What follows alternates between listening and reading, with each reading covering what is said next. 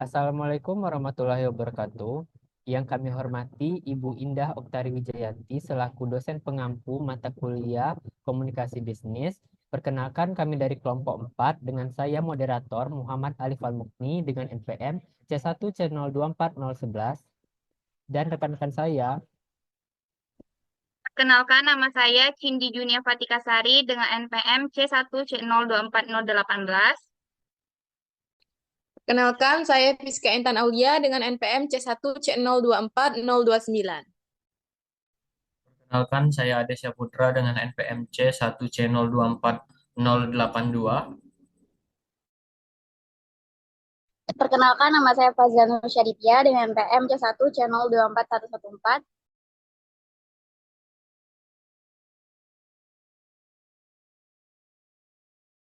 Baik, pada kali ini kami akan menjelaskan materi yaitu laporan dan presentasi bisnis.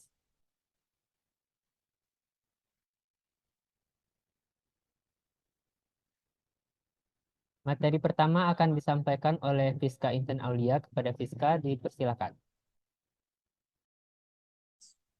Baik, terima kasih moderator atas kesempatannya. Nah, yang pertama, saya Fiska Intan Aulia akan menjelaskan mengenai tujuan dari presentasi bisnis itu sendiri. Nah, seperti yang kita ketahui, presentasi itu kan suatu kegiatan untuk menyajikan suatu hal. Contohnya itu kalau misal sekarang ini kita sedang melakukan yang namanya presentasi. Nah, dalam dunia bisnis, presentasi ini harus dilakukan untuk menyajikan atau memaparkan suatu hal atau sesuatu atau rencana dari satu perusahaan. Nah, presenter itu harus punya tujuan tertentu yang ingin dicapai. Apa saja sih tujuan dari presentasi bisnis? Nah, yang pertama itu ada di layar teman-teman. Yang pertama itu ada menginformasikan pesan-pesan bisnis kepada audiens. Nah, tujuan untuk menginformasikan pesan-pesan bisnis ini itu ada tujuan yang paling umum dalam dunia bisnis. Nah, misalkan di dalam presentasi itu pasti ada informasi yang akan kita sampaikan kepada audiens yang akan mendengar atau audiens yang ada di dalam ruangan. Pesan-pesan bisnis ini harus menarik, mudah dipahami, dan juga menyesuaikan sama audiens. Yang paling penting itu harus menghindari bentuk presentasi yang membosankan atau gaya-gaya menghafal. Karena itu monoton dan bisa menyebabkan audiens itu menjadi bosan. Kemudian yang kedua, tujuannya yaitu menghibur audiens.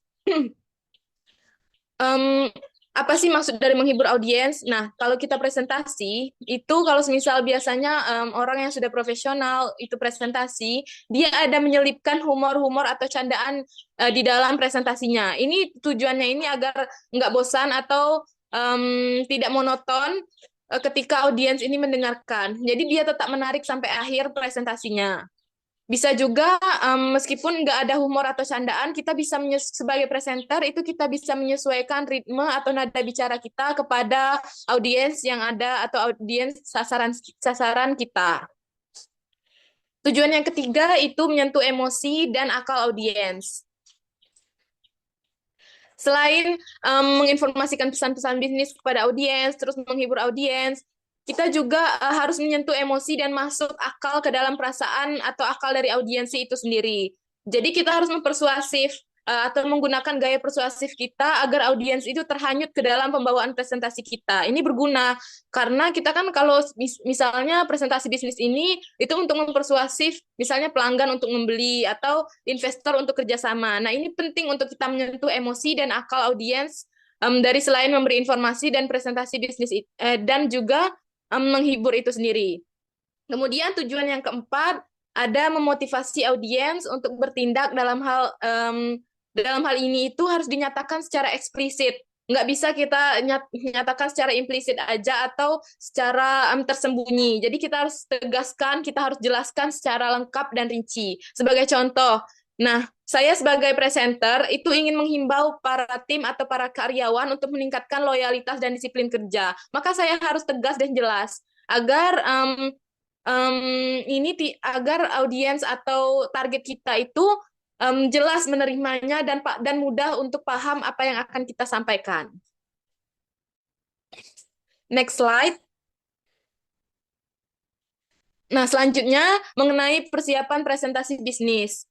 Selain tujuan presentasi bisnis, untuk mencapai tujuan presentasi bisnis itu sendiri, ada beberapa persiapan yang harus disiapkan oleh presenter.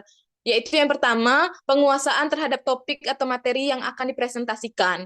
Ini syarat penting. Syarat penting apa? Syarat penting agar presentasi kita itu tepat sasaran. Contohnya juga kalau misal ada grafik, kalau kita nggak paham atau kita nggak kuasain topik materinya, grafik yang kita tampilkan itu percuma. Data-data yang kita analisis itu percuma. Jadi audiens itu nggak akan paham apa yang kita sampaikan. Nah, penguasaan terhadap topik atau materi ini penting juga untuk menciptakan image atau menjaga image yang baik secara individu, ataupun jika kita mewakili ketika bekerja sama dengan pihak eksternal. Bayangin aja kalau presenter itu nggak bisa atau belum bisa berpresentasi dengan baik, atau belum bisa menguasai topik atau materi dengan baik. Maka pelanggan atau tim di sekitar kita itu nggak akan mau atau belum mau percaya dan mau kerjasama dengan baik kepada kita. Jadi penguasaan terhadap topik atau materi ini penting.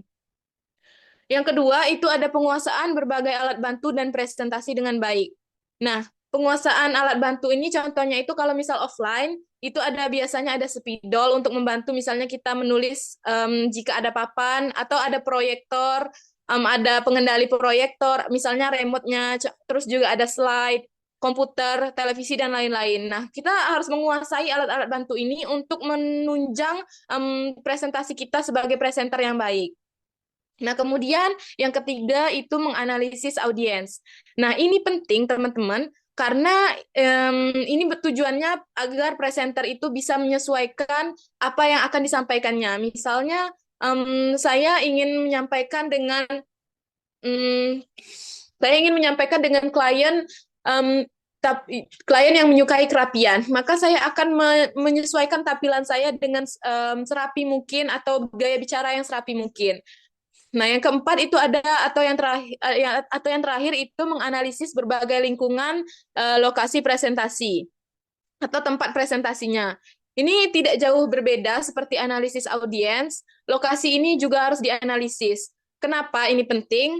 Agar kita itu sebagai presenter tahu budaya seperti apa yang diinginkan atau yang jadi tradisi di daerah atau lokasi tempat kita berpresentasi itu sendiri. Ini juga penting agar tujuan kita sebagai presenter ketika mempresentasikan itu tercapai. Baik, saya kembalikan kepada moderator. Baik, selanjutnya untuk materi kedua akan disampaikan oleh Saudara Cindy. Kepada Cindy, dipersilakan. Baik, terima kasih moderator. Di sini saya Cindy Junafatika Sari. Saya akan membahas tentang alat bantu presentasi bisnis. Seperti yang kita tahu kan, dalam dunia bisnis itu komunikasi yang efektif sangat penting. Nah, alat bantu presentasi ini berfungsi untuk membantu kita menyampaikan informasi agar lebih jelas, menarik, dan mudah dipahami oleh audiens. Nah, baiklah, kita harus tahu dulu nih, apa itu alat bantu presentasi. Nah, jadi alat bantu presentasi adalah sarana yang digunakan untuk menyampaikan materi agar lebih jelas, menarik, efektif. Dengan adanya alat bantu ini, kita tuh bisa menyajikan informasi dengan lebih visual, sehingga lebih mudah untuk dipahami oleh audiens dan dalam presentasi bisnis kita. Nah, ada juga 3 tujuan utama dari penggunaan alat bantu presentasi, yaitu yang pertama kan meningkatkan pemahaman audiens. Nah, misalnya tuh jika kita hanya berbicara tanpa menggunakan gambar atau diagram, nah audiens itu kan bisa kesulitan memahami materi yang ingin kita sampaikan. Nah, dengan adanya alat bantu ini, seperti contohnya yang kita pakai sekarang saat presentasi ini adalah PowerPoint, atau di kelas itu juga ada papan tulis. Nah, konsep yang sebelumnya belum dikenali oleh audiens itu bisa dijelaskan lebih jelas sehingga mudah dipahami. Nah, tujuan yang kedua itu adalah membantu visualisasi ide. Nah, kadang konsep yang kita jelaskan itu lebih mudah diterima jika divisualisasikan. Contohnya nih, jika kita menjelaskan data statistik, nah akan lebih mudah jika dipahami jika ditampilkan dalam bentuk grafik atau diagram daripada hanya kita jelaskan saja secara lisan. Nah, yang terakhir itu ada membuat presentasi lebih interaktif. Nah, selain membuat materi lebih menarik, alat bantu presentasi itu juga bisa meningkatkan interaksi dengan audiens. Nah, misalnya nih, jika kita menggunakan video atau animasi. Nah, dalam presentasi kita tuh, otomatis para audiens tuh akan lebih fokus dan tertarik untuk mendengarkan presentasi kita. Nah, jadi dengan kita menggunakan alat bantu presentasi ini disesuaikan dengan jenis presentasi kita. Nah, kita tuh bisa lebih percaya diri dalam menyampaikan materi dan audiens tuh juga bisa lebih mudah memahami isi presentasi kita. Nah, lanjut. Next slide, oke. Jenis-jenis alat bantu presentasi. Nah, yang pertama ini ada papan tulis. Papan tulis ini adalah alat yang paling sederhana dan sering digunakan, terutama kan di dalam kelas atau kantor tuh pasti kita pernah kan ketemu dengan papan tulis ini. Dengan adanya papan tulis ini, kita tuh bisa langsung menulis atau menggambar untuk menjelaskan suatu konsep yang sedang kita presentasikan. Nah, keunggulan dari papan tulis ini adalah sangat mudah digunakan dan fleksibel. Tapi ada juga kekurangannya nih. Kalau tulisan kita tuh tidak rapi atau tulisan kita tuh terlalu kecil. Nah, audiens itu tuh bisa kesulitan untuk membaca tulisan kita. Lalu yang kedua tuh ada flip chart. Nah, ini adalah lembaran kertas yang bisa dibolak-balik saat presentasi. Nah, flip chart ini tuh cocok untuk didiskusikan kelompok dan bisa disiapkan sebelum presentasi. Nah, kelebihan dari alat bantu ini tuh adalah tidak membutuhkan listrik, tapi ada juga kekurangannya, yaitu adalah ruang untuk menulis itu terbatas. Tidak seperti kalau kita menggunakan papan tulis. Nah, kalau papan tulis kan lebar kan, jadi kita tuh mudah untuk menulisnya. Kalau flip chart ini itu tuh terbatas, jadi kurang efektif untuk audiens yang jumlahnya tuh banyak. Lalu yang ketiga itu ada transparansi overhead projector. Nah, alat ini tuh cukup populer di masa lalu dulu, terutama sebelum adanya teknologi digital yang berkembang pesat. Nah, dengan alat ini kita tuh bisa menampilkan gambar atau teks di layar dengan menggunakan lembar transparansi. Tapi kekurangannya tuh kalau transparansinya tuh kotor atau ada sidik jari, nah tampilannya tuh bisa terganggu. Meskipun efektif, overhead projector ini tuh sudah mulai jarang digunakan di masa kini karena kalah dengan teknologi yang ada saat ini. Lalu yang keempat itu ada papan tulis elektronik. Nah, ini merupakan versi yang lebih canggih dari papan tulis biasa. Nah, kita tuh bisa menulis secara digital, menyimpan catatan, bahkan mengoreksi kesalahan dengan mudah.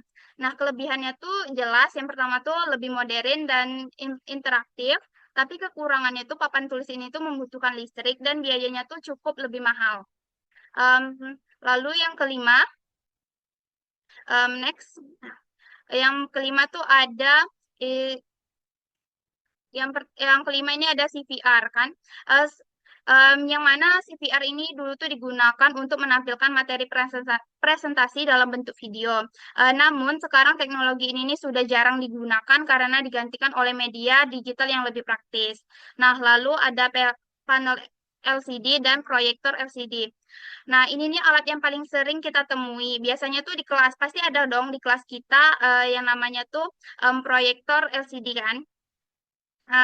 Misalnya tuh saat kita presentasi materi di kelas, pasti kita tuh menggunakan proyektor LCD ini agar audiens itu bisa melihat dengan lebih jelas. Jadi keunggulan dari panel LCD dan proyektor LCD ini adalah menampilkan visual yang lebih menarik, tetapi juga ada kekurangannya, yaitu seperti harga yang cukup mahal. Lalu yang terakhir itu ada alat presentasi modern. Nah, yaitu alat seperti PPT atau PowerPoint dan Google Slide yang sudah menjadi standar dalam dunia bisnis dan pendidikan saat ini. Yang pertama tuh kan ada PowerPoint atau yang sering kita sebut tuh sebagai PPT. Nah, ini nih sangat populer karena mudah digunakan dan memiliki banyak fitur animasinya juga.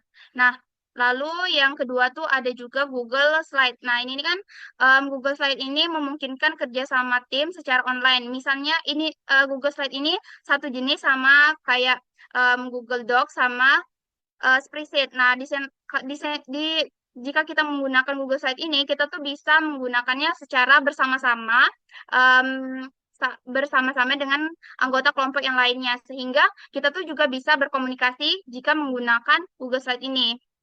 Nah, selain itu tuh juga ada alat tambahan seperti clicker atau laser pointer yang memudahkan kita untuk memindahkan slide tanpa harus menyentuh laptop terlebih dahulu.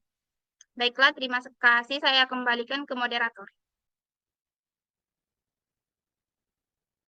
Oke, selanjutnya materi akan disampaikan oleh Fazila. Kepada Fazila dipersilakan. Oke, baiklah. Selanjutnya materi mengenai analisis audiens. Jadi, analisis audiens ini sangat perlu dilakukan. Tujuannya agar pembicara itu mampu menyampaikan presentasi bisnis dengan baik. Oleh karena itu, ada beberapa analisis yang perlu dilakukan. Yang pertama itu, siapa audiensnya. Nah, analisis ini perlu dilakukan karena pembicara itu dapat terbantu jika mendapatkan informasi yang banyak dari audiensnya, seperti bagaimana latar pekerjaan, jenis kelamin, ataupun asal daerah dari audiens. Lalu yang kedua itu apa yang diinginkan oleh audiens. Agar penyampaian pesan-pesan bisnis ini sesuai seperti yang diharapkan, maka pembicara itu perlu mengetahui apa yang diinginkan oleh audiens. Sehingga presentasi dapat dilakukan dengan maksimal dan baik. Lalu yang selanjutnya itu gimana melakukan presentasi. Nah, pemahaman mengenai tempat presentasi membantu pembicara untuk menyusun strategi yang paling tepat. Seperti apakah presentasi tersebut dilakukan di tempat di desa atau di kota, ataupun presentasi tersebut memerlukan suatu tata letak yang khusus, seperti membutuhkan tempat duduk yang tertata atau sebaliknya, sehingga pembicara itu dapat menyusun strategi dengan lebih baik. Lalu yang keempat itu kapan melakukan presentasi. Pembicara dalam melakukan presentasi itu perlu memperhatikan secara seksama kapan tepatnya presentasi tersebut dilakukan, seperti rincian mengenai tanggal, bulan, hari, dan jam berapa. Seperti misalkan presentasi tersebut dilakukan di pagi hari, maka waktu tersebut merupakan waktu yang tepat untuk melakukan presentasi bisnis. Sedangkan di waktu siang hari merupakan waktu yang cukup berat karena audiens itu cenderung sering mengantuk pada waktu siang hari. Oleh karena itu, analisis ini sangat perlu dilakukan untuk mempersiapkan strategi atau trik yang paling tepat untuk melakukan presentasi bisnis dengan baik. Lalu yang kelima itu, mengapa melakukan presentasi bisnis. Jadi sebelum melakukan presentasi bisnis, seorang pembicara atau presenter itu harus mampu menjawab pertanyaan mengapa harus melakukan presentasi bisnis. Tujuannya agar presentasi bisnis yang disampaikan itu sesuai dengan tujuan yang ingin disampaikan. Lalu yang terakhir itu bagaimana melakukan presentasi. Jadi seorang pembicara yang satu dengan pembicara yang lain pasti memiliki strategi yang berbeda-beda dalam penyampaian presentasi bisnis. Misalnya presentasi bisnis ini dilakukan dengan memegang catatan atau naskah lengkap. Atau apakah presentasi bisnis ini memerlukan kursi secara khusus atau diskusi kelompok. Sehingga presentasi bisnis ini dapat dilakukan sesuai dengan tujuan yang dikehendaki oleh pembicara. Selanjutnya materi mengenai analisis bahasa tubuh. Jadi selain kita perlu melakukan analisis audiens, analisis bahasa tubuh juga perlu dilakukan.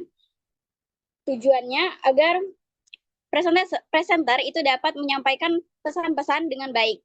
Nah, gerakan-gerakan yang sering dilakukan oleh pembicara dalam melakukan presentasi bisnis itu seperti ekspresi wajah, senyuman, kontak mata, gerakan tangan, gerakan bahu, gerakan kepala, dan cara berdiri. Yang pertama itu ekspresi wajah. Nah, ekspresi wajah ini merupakan salah satu bahasa tubuh yang dapat memberikan arti senang, sedih, cemberut, ataupun marah. Oleh karena itu, pada saat melakukan presentasi bisnis, seseorang pembicara itu perlu berlatih bagaimana menampilkan ekspresi wajah dengan baik. Lalu yang kedua itu ada senyuman. Nah, sebuah senyuman ini memiliki makna yang sangat penting bahkan dalam presentasi bisnis. Jika seseorang pembicara memberikan senyum yang polos, tulus, dan tidak dibuat-buat, maka penampilan pada saat presentasi bisnis itu dapat memberikan tampilan yang lebih bersahabat dan membangun hubungan yang lebih akrab dengan audiens. Lalu yang ketiga itu ada kontak mata. Nah, kontak mata ini memiliki makna yang cukup penting dalam presentasi bisnis. Oleh karena itu, kontak mata yang baik itu akan membantu penyampaian pesan-pesan dengan lebih baik kepada audiens. Lalu selanjutnya itu ada gerakan tangan. Nah, gerakan tangan pada saat melakukan presentasi bisnis itu dapat membantu pembicara untuk lebih meyakinkan atau memperkuat topik bahasan tertentu. Contohnya kalau misalkan gerakan tangan itu terbuka ke atas, itu menunjukkan kejujuran atau keterbukaan kepada audiens. Lalu selanjutnya itu adalah gerakan kepala. Gerakan kepala bagi pembicara itu dapat digunakan untuk menunjukkan sikap setuju ataupun menolak sesuatu. Kemudian yang terakhir itu ada cara berdiri. Nah, posisi pada saat melakukan presentasi bisnis ini juga sangat menentukan. Misalnya kayak posisi duduk atau berdiri di atas podium itu lebih terkesan terlalu formal dan kaku. Nah, oleh karena itu, dalam memberikan presentasi bisnis yang baik dan terkesan agak santai dan rileks, kita bisa menggunakan posisi yang berdiri dengan bebas menghadap kepada audiens.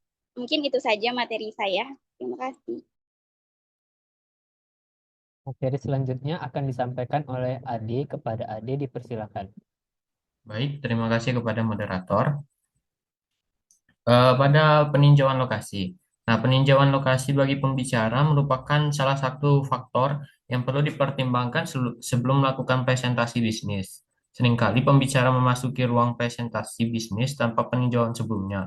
Hal ini akan dapat mengganggu kelancaran presentasi bisnis tersebut. Misalnya, penyedia sound system termasuk mikrofon.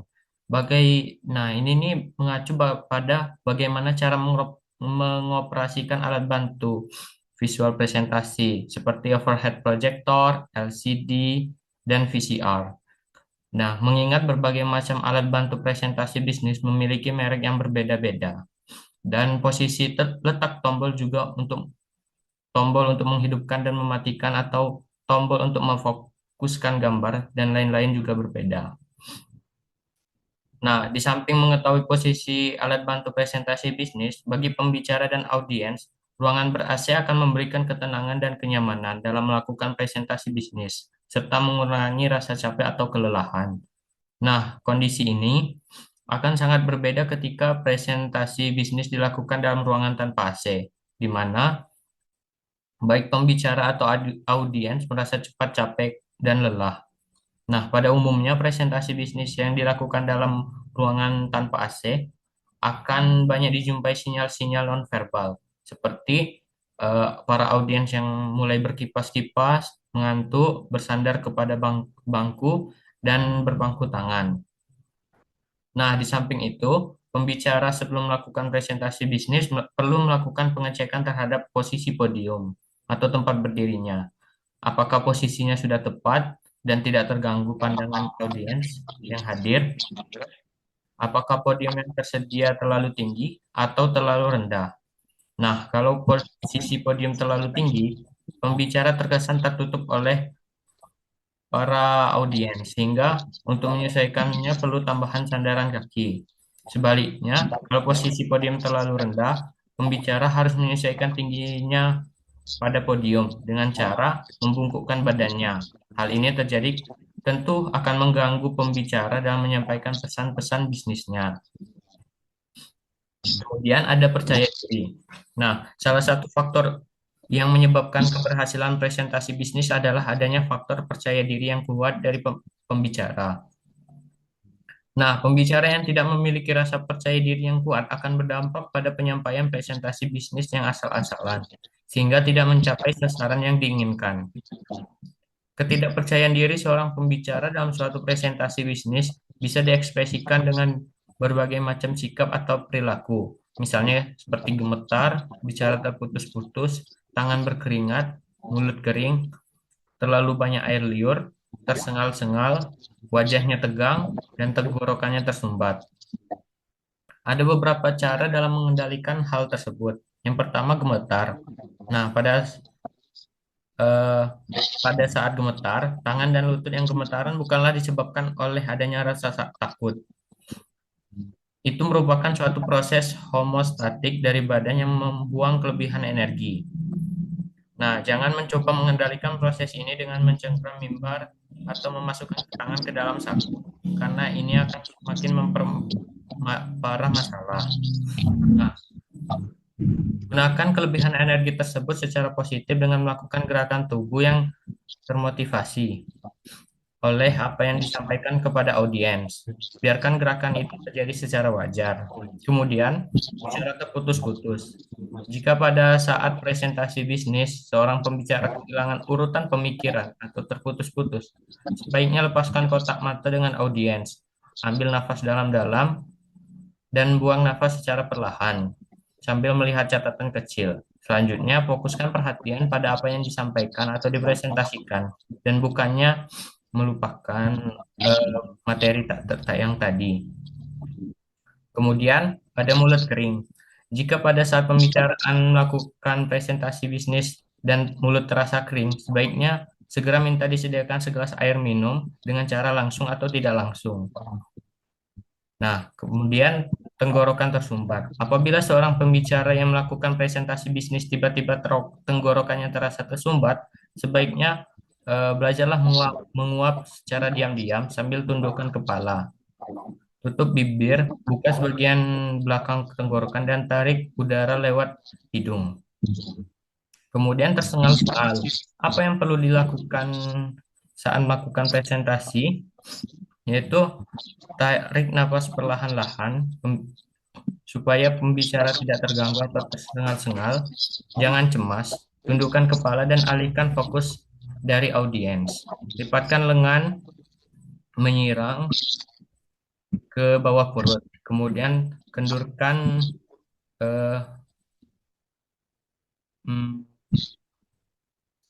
dan tarik nafas dalam-dalam ke bagian bawah perut dan hembuskan nafas secara perlahan-lahan lewat bibir. Kemudian adalah berlatih presentasi bisnis. Nah, berlatih presentasi bisnis setelah kita memahami secara garis besar tentang prinsip presentasi bisnis, langkah selanjutnya yang penting adalah berlatih presentasi. Berlatih presentasi dapat dilakukan dalam berbagai kegiatan dalam organisasi bisnis, mulai dari lingkup kecil sampai lingkup yang lebih besar. Dalam lingkup kecil, seperti tentang usulan rancangan produk pada bidang kita. Kemudian untuk lingkup eksternal atau lingkup lebih luas, dengan seperti presentasi untuk kerjasama dengan pihak lain. Nah, agar presentasi bisnis yang dilakukan pembicara dapat mencapai sasarannya, perlu diperhatikan beberapa hal, yaitu yang pertama, identifikasi audiens. Nah, langkah pertama yang harus diperhatikan dalam melakukan bisnis adalah mengidentifikasi siapakah audiensnya. Audiens bisa saja dari kalangan manajer seperti pemasaran produk, keuangan, kepala departemen, supervisor, dan ataupun karyawan. Di samping apa posisi atau jabatan audiens, seorang pembicara perlu mengantisipasi apa yang diharapkan audiens serta bagaimana solusinya. Yang kedua adalah buatlah pokok-pokok pikiran presentasi bisnis. Nah,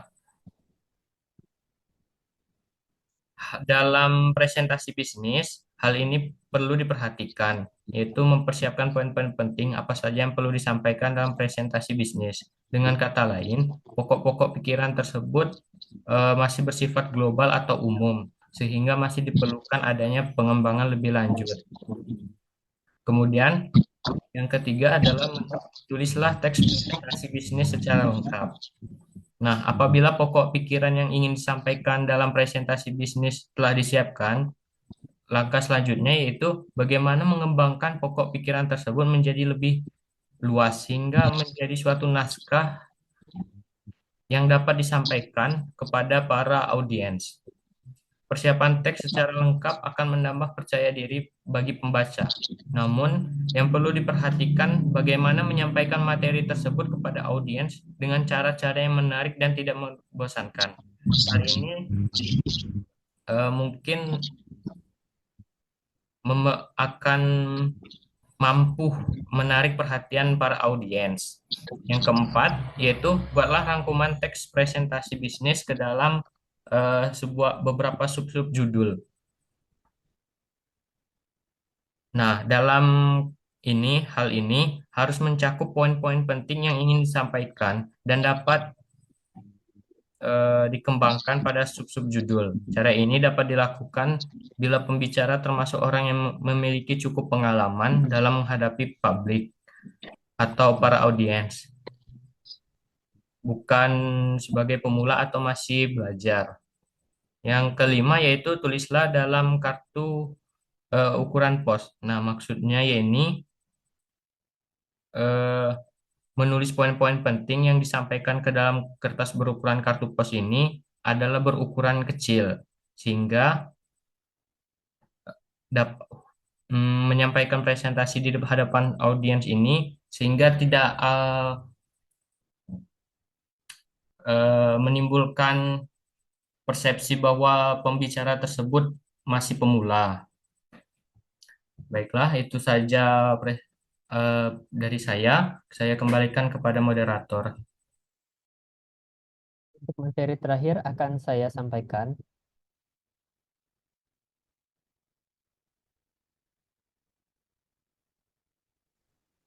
Materi selanjutnya akan disampaikan oleh Fazila. Kepada Fazila dipersilakan.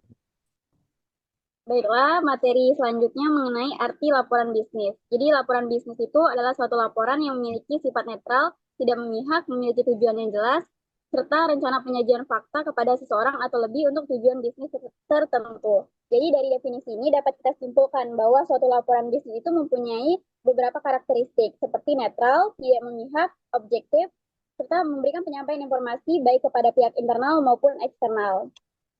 Selanjutnya, next. Kemudian ada penggolongan laporan bisnis.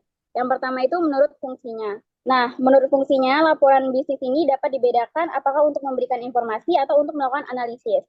Nah, jika laporan ini memberikan informasi, maka laporan ini menyajikan fakta-fakta dan rangkuman tanpa melakukan analisis, kesimpulan, ataupun rekomendasi. Sedangkan jika laporan ini bertujuan untuk melakukan analisis, maka laporan ini akan menyajikan fakta-fakta, lalu dilakukan analisis, kemudian ditafsirkan, kemudian mengambil kesimpulan dan memberikan rekomendasi. Selanjutnya, menurut subjeknya. Nah, kalau menurut subjeknya ini, laporan itu dapat dibedakan menurut dari departemen mana suatu laporan itu diperoleh, seperti laporan akuntansi, kemudian laporan periklanan. Lalu yang C itu menurut formalitasnya. Kalau menurut formalitasnya ini, laporan itu dapat dibedakan atas dasar apakah bersifat formal atau non-formal. Biasanya kalau laporan formal itu ada body text, privatory parts, kemudian ada supplement parts. Sedangkan laporan informal itu hanya berisi badan teks saja. Selanjutnya itu menurut keasliannya. Kalau berdasarkan keasliannya, laporan itu dapat dibedakan atas dasar otoritas atau sukarela dan publik atau swasta. Nah, laporan otoritas itu adalah suatu laporan yang dibuat atas dasar permintaan atau mendapat kuasa dari orang lain. Sedangkan laporan sukarela adalah suatu laporan yang dibuat atas dasar inisiatif sendiri ya. Sedangkan laporan swasta yaitu laporan yang dibuat oleh perusahaan-perusahaan swasta. Sedangkan laporan publik itu adalah laporan yang dibuat untuk lembaga-lembaga pemerintah. Selanjutnya itu menurut frekuensinya. Kalau menurut frekuensinya, ini laporan dapat dibedakan atas dasar apakah secara berkala atau khusus. Biasanya laporan secara berkala itu laporan dikeluarkan secara harian, mingguan, bulanan, semesteran, ataupun tahunan. Sedangkan laporan khusus itu laporan yang ditulis jika ada kebutuhan terhadap suatu informasi tertentu. Selanjutnya itu menurut jenisnya. Kalau menurut jenisnya, laporan ini dibedakan menjadi laporan formal dan laporan informal. Biasanya laporan formal itu laporan yang sifatnya panjang, sedangkan laporan informal itu biasanya pendek. Contoh laporan informal itu seperti laporan memorandum, laporan surat, dan laporan cetak.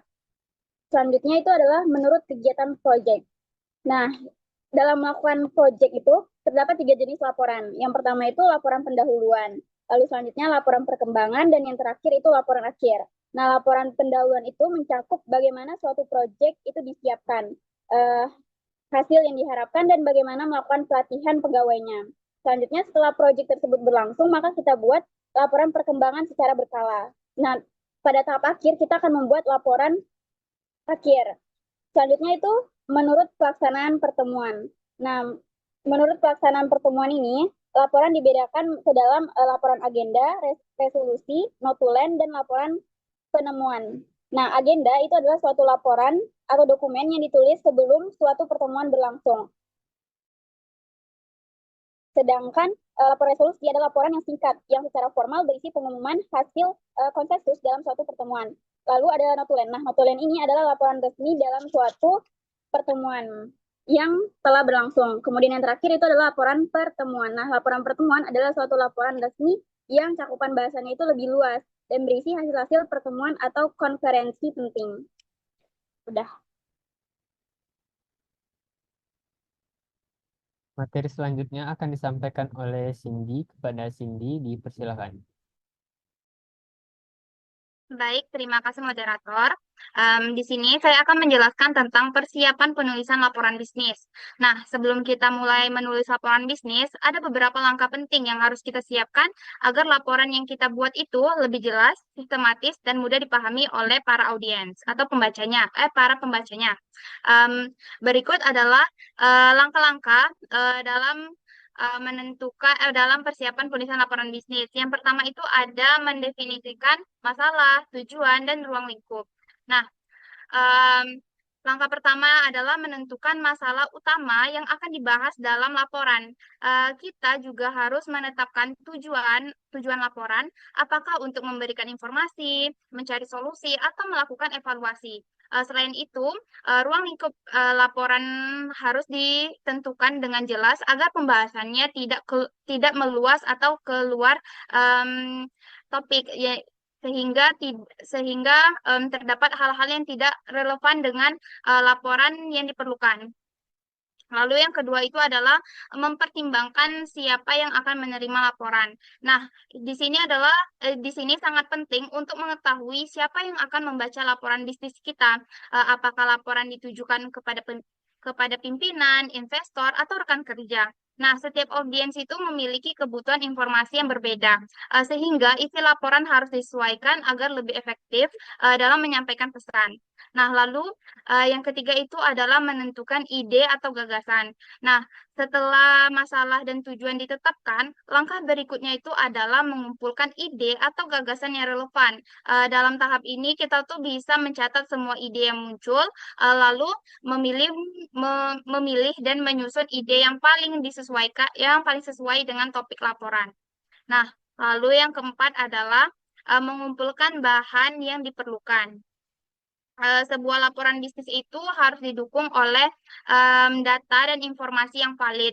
Oleh karena itu, kita tuh perlu mengumpulkan bahan dari berbagai sumber, seperti penelitian, laporan keuangan, wawancara, atau data dari perusahaan. Nah, semakin lengkap data yang kita gunakan, semakin kuat juga kualitas laporan yang kita buat.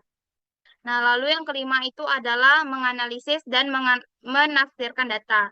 Nah, setelah data terkumpul tadi, langkah berikutnya itu adalah menganalisis untuk menentukan pola atau informasi penting yang bisa digunakan dalam laporan. Nah, data yang telah dianalisis tadi kemudian perlu ditafsirkan lagi agar lebih mudah dipahami dan dapat memberikan manfaat bagi pembacanya. Lalu yang terakhir itu adalah mengorganisasi data dan mempersiapkan ke rangka akhir. Nah, langkah terakhir ini adalah menyusun laporan berdasarkan struktur yang sistematis. Nah, biasanya tuh laporan bisnis memiliki bagian pendahuluan, isi sama kesimpulan. Nah, dengan membuat kerangka terlebih dahulu, kita tuh dapat memastikan bahwa laporan tersusun secara logis dan tidak ada informasi penting yang terlewatkan atau tertinggal. Baiklah, terima kasih. Saya kembalikan ke moderator. Materi selanjutnya akan disampaikan oleh Fiska. Kepada Fiska, dipersilakan. Baik, terima kasih moderator atas kesempatannya. Selanjutnya ini setelah kita menyelesaikan 6 tahap persiapan dari laporan bisnis, itu langkah yang perlu kita lakukan berikutnya itu adalah membuat bagian-bagian pokok laporan bisnis yang mencakup ada 3 seperti yang ada di layar, yaitu pendahuluan, seperti yang sudah diucapkan juga, kemudian teks dan juga penutup. Saya akan membahas satu persatu mengenai pendahuluan. Yang pertama, di dalam bagian pendahuluan itu terdapat 11 hal yang perlu diperhatikan atau perlu dibuat. Itu yang pertama, pemberi kuasa. Pemberi kuasa ini adalah orang yang meminta laporan dari suatu bisnis atau entitas yang kita jalankan. Kemudian yang kedua itu ada layout atau rencana presentasi yang menceritakan kepada pembaca atau kepada em, sasaran kita apa saja yang ada yang akan kita bahas di dalam laporan bisnis itu sendiri. Nah, yang kemudian yang ketiga itu ada masalah. Itu masalah biasanya didefinisikan pada awal-awal bab pendahuluan dalam laporan bisnis sebelum kita memasukkan maksud atau tujuan dari laporan bisnis kita. Masalah ini biasanya terlihat dari lingkungan sekitar kita yang kita masukkan di dalam awal-awal bab pendahuluan sebelum tujuan atau maksud kita. Nah, setelah masalah kita masukkan, ada juga maksud dan tujuan. Maksud penulisan laporan bisnis ini harus tampak dalam bagian pendahuluan. Elemen ini merupakan hal yang penting sekali dalam suatu laporan bisnis. Yang selanjutnya, nah, yang kelima itu ada ruang lingkup. Ruang lingkup itu berkaitan dengan luas cakupan atau batas dari laporan bisnis yang kita buat. Jadi kita perlu membuat ruang lingkup dari laporan bisnis kita. Misalnya dalam laporan bisnis yang kita buat itu, misalnya dalam suatu divisi saja atau beberapa atau dalam seluruh lingkup perusahaan kita. Nah, selanjutnya yang keenam ada metodologi. Metodologi ini mengacu pada metode pengumpulan informasi. Kita bisa memperoleh data-data itu dengan membaca bahan-bahan di perpustakaan, bisa di jurnal, atau di data-data perusahaan di dalam website perusahaan yang sudah dibuat. Kemudian, setelah metodologi yang ketujuh itu ada sumber primer atau sekunder. Nah, sumber primer atau sekunder ini maksudnya itu sumber data. Sumber-sumber yang meliputi antara lain itu publikasi jurnal, contohnya juga ada surat kabar, catatan perusahaan, ada juga memo, atau surat-surat atau hasil wawancara, atau juga bukti-bukti lainnya, contohnya yang ada disimpan oleh para karyawan di dalam suatu perusahaan. Kemudian setelah sumber-sumber primer dan juga sekunder, yang kedelapan itu ada latar belakang. Latar belakang ini status quo atau latar dalam kita menulis laporan bisnis kita itu sendiri. Kemudian yang kesembilan itu definisi. Maksud saya di sini definisi istilah, teman-teman, mohon maaf. Definisi seharusnya itu diletakkan yang kesembilan itu definisi istilah. Ini misalnya dalam laporan bisnis itu kita mencantumkan istilah-istilah yang tidak umum atau tidak lazim orang-orang dengar. Jadi pada laporan bisnis ketika kita mencantumkan istilah-istilah yang jarang didengar, itu biasanya kita mencantumkan juga definisi istilah-istilah di bawahnya. Kemudian yang ke-10 itu ada keterbatasan. Keterbatasan di sini, keterbatasan kita sebagai pembuat laporan bisnis itu apa saja, tantangannya apa saja yang tidak bisa kita batasi, kemudian itu menjadi suatu keterbatasan di dalam pembuatan laporan bisnis itu sendiri. Contohnya keterbatasan data yang didapatkan, atau keterbatasan dalam waktu, dan lain sebagainya. Kemudian yang ke-11 itu rekomendasi. Nah, dalam laporan bisnis, itu rekomendasi diperlukan. Di dalam bab pendahuluan ini rekomendasinya biasanya masih dalam berbagai bentuk pilihan yang belum terlalu dicantumkan mengenai kesimpulan-kesimpulan atau rekomendasi yang ada. Rekomendasi yang diberikan itu contohnya kayak pilihan terhadap investor. Bagaimana kita sebagai pembuat laporan bisnis ini merekomendasikan beberapa pilihan agar investor itu pilih. Contohnya, misal investor ini akan menginvestasikan uangnya atau modalnya ke dalam perusahaan kita itu kapan. Dan apabila lebih cepat, kita memberikan rekomendasi keuntungan yang lebih tinggi misalnya. Itu salah satu contohnya. Nah, setelah 11 bagian pendahuluan ini kita buat, kita lanjut lagi membuat teks atau bagian yang terpanjang dan terpenting. Kenapa saya bilang ini bagian terpanjang dan yang terpenting? Karena di dalam bagian teks setelah pendahuluan ini, kita merincikan berbagai macam apa yang kita inginkan, apa yang akan kita bahas di dalam laporan bisnis itu sendiri. Ini adalah bagian terpanjang yang dimana biasanya pembaca dari laporan bisnis itu melihat yang lebih detailnya itu di dalam bagian teks ini. Di mana ini penting di dalam bagian teks ini karena penjelasan-penjelasan rinci bagaimana rekomendasi-rekomendasi kita, bagaimana keterbatasan kita itu diletakkan di dalam bagian teks itu sendiri. Nah, selanjutnya bagian yang terakhir itu adalah bagian penutup. Di mana di situ ada 5 bagian, yaitu yang pertama rangkuman, kesimpulan, rekomendasi, rencana tindakan, dan juga proposisi. Yang di mana rangkuman dan kesimpulan ini juga merupakan bagian terpenting, di mana ketika pembaca laporan bisnis ini mungkin sudah mumet atau sudah terlalu panjang membaca bagian teks, dia akan melihat bagaimana sebagai penulis dari laporan bisnis itu merangkum atau menyimpulkan dari seluruh teks atau seluruh laporan bisnis ke dalam beberapa paragraf saja. Kemudian setelah rangkuman atau kesimpulan ini kita buat juga, kita perlu membuat lagi yang namanya rekomendasi. Nah, di sini tidak ada kesalahan, di mana di dalam pendahuluan kita membuat rekomendasi, kemudian di penutup kita membuat rekomendasi juga. Tetapi di bagian penutup ini, rekomendasi yang kita berikan itu lebih komprehensif atau lebih rinci. Di mana rekomendasinya itu kan karena sudah ada teks, ada bagian teks, ada juga rangkuman dan juga kesimpulan, rekomendasi yang kita berikan itu lebih mengacu kepada bentuk persuasif.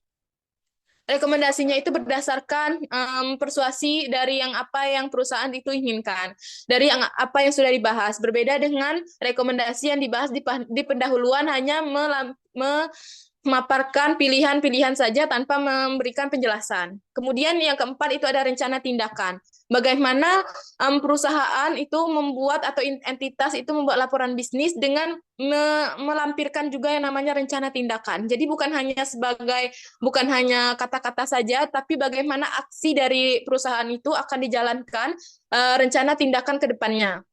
Dan juga rencana tindakan ini bukan hanya dari segi perusahaan, bisa juga rencana tindakan yang diinginkan dari penulis laporan bisnis kepada pembaca. Bagaimana agar pembaca tersebut memberikan suatu rencana tindakan, memberikan tindakan yang ingin mereka katakan, yang ingin mereka lakukan di masa depan. Kemudian yang kelima itu ada proposisi. Proposisi ini bagaimana sesuatu dijalankan atau bagaimana tupoksi dijalankan dalam suatu laporan bisnis atau di dalam suatu perusahaan. Itu biasanya proposisi ini dinyatakan dalam pernyataan yang sangat tegas, jelas, dan rinci. Jadi bagaimana pembaca itu bisa melihat laporan bisnis kita itu memiliki pernyataan yang sangat tegas dan memiliki integritas. Baik, bagian pokok laporan bisnis sudah saya jelaskan, saya kembalikan kepada moderator. Untuk materi terakhir akan saya jelaskan organisasi tubuh laporan bisnis. Nah, dalam menyusun tubuh laporan bisnis itu ada 2 pendekatan utama. Yang pertama, pendekatan deduktif. Pendekatan ini dikenal dengan pendekatan langsung, di mana kesimpulan dan rekomendasi disajikan di bagian awal dan diikuti oleh data dan analisis. Pendekatan ini sangat cocok jika pembaca ingin langsung tahu hasil utama tanpa membaca detail prosesnya. Nah, secara umum, pendekatan ini dapat digunakan jika pembaca memiliki karakteristik seperti berikut. Eksekutif yang sibuk, lebih suka untuk menentukan sesuatu dengan segera, ingin mengetahui good news atau informasi netral, ingin menganalisis data lebih baik, dan hal ini akan menjadi lebih mudah jika kesimpulan dan rekomendasi dicantumkan pada awal laporan. Kemudian ingin mengetahui pandangan penulis dengan segera, lebih menyukai laporan yang disusun dengan cara deduktif. Untuk pendekatan kedua, ada pendekatan induktif atau pendekatan tidak langsung. Dalam pendekatan ini, data dan analisis disajikan terlebih dahulu. Kemudian kesimpulannya diberikan di akhir. Pendekatan ini digunakan jika pembaca perlu memahami proses sebelum sampai pada hasil. Nah, jika ingin menggunakan pendekatan ini, maka ada beberapa karakteristik jika pembacanya ingin menggunakan pendekatan ini. Yang pertama, ingin mengetahui penjelasan secara rinci terlebih dahulu agar dapat memahami kesimpulan dan rekomendasinya. Kemudian, ingin mengetahui kesimpulan yang kurang menyenangkan atau bad news, mungkin merasa kesimpulannya tidak bias dan dapat menerimanya. Kemudian perlu membaca keseluruhan laporan, bukan hanya bagian akhirnya saja. Dan juga lebih menyukai laporan disusun dengan cara induktif.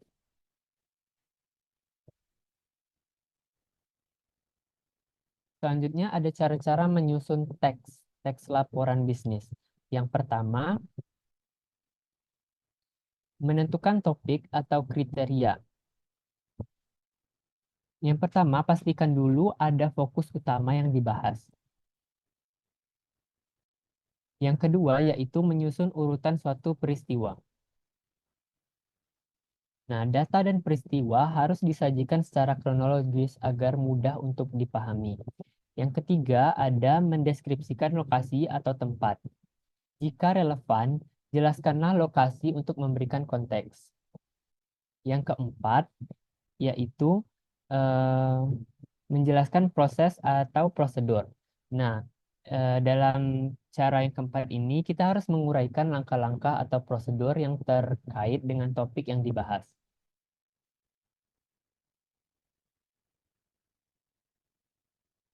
Selanjutnya, cara yang kelima yaitu menyusun urutan tingkat familiaritas. Nah, ini dengan mulai dengan informasi yang dikenal sebelum memperkenalkan konsep baru. Yang keenam, ada menyusun sumber yang digunakan. Cantumkanlah referensi yang digunakan dalam laporan. Dan yang ketujuh, yaitu pemecahan masalah, di mana identifikasi masalah dan berikanlah solusi atau rekomendasi yang logis. Selanjutnya ada metode kerangka. Nah, apa itu kerangka? Kerangka itu adalah susunan judul atau headings dan subjudul, yaitu subheadings dalam laporan. Ada beberapa jenis judul. Yang pertama ada judul topik atau topik headings. Jenis ini judulnya singkat dan jelas, biasanya hanya kata atau frasa.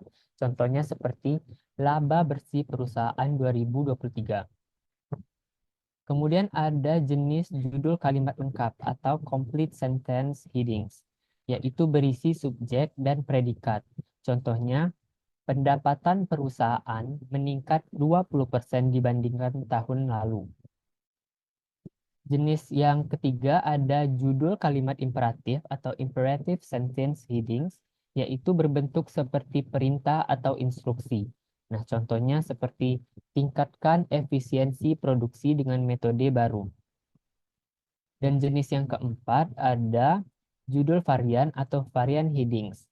Nah, ini jenis yang paling fleksibel, bisa berupa frasa, tanpa subjek, atau kata kerja. Contohnya, tren pasar, prediksi 2025.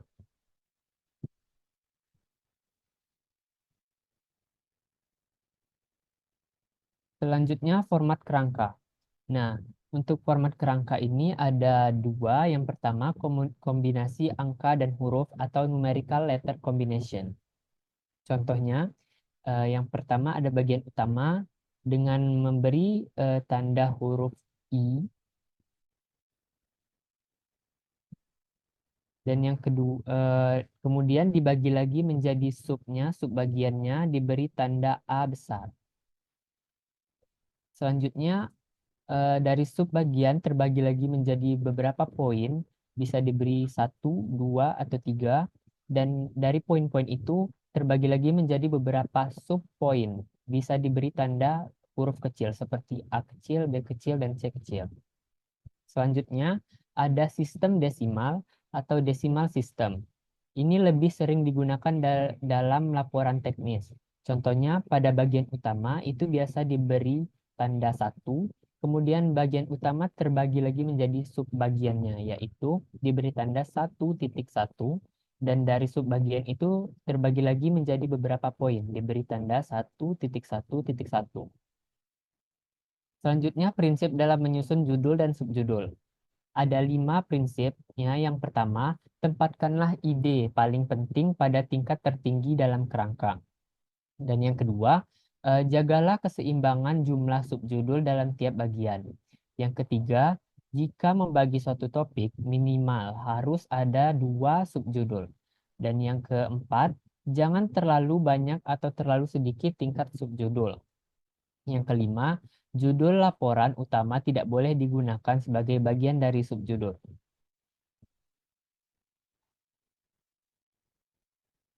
Selanjutnya ada paralelisme dalam judul. Nah, semua judul harus paralel, yaitu memiliki tingkat yang sama dalam kerangka. Bentuk gramatikal judul harus konsisten atau kata, benda, frasa, atau kalimat lengkap. Contoh paralelismenya yaitu di bagian pertama ada 1, 2, 3, dan 4 dalam bentuk Romawi. Kemudian dari poin tersebut dibagi lagi menjadi beberapa sub, yaitu bisa menggunakan huruf besar seperti A, B, C dalam huruf kapital. Selanjutnya, dalam ABC tadi, jika terbagi lagi akan dibagi menjadi huruf, yaitu 1, 2, dan 3. Angka 1, dan 2, dan 3. Baik, itu tadi presentasi dari kami. Kami mohon maaf atas segala kesalahan dan kekurangan. Billahi taufik wal hidayah. Wassalamualaikum warahmatullahi wabarakatuh.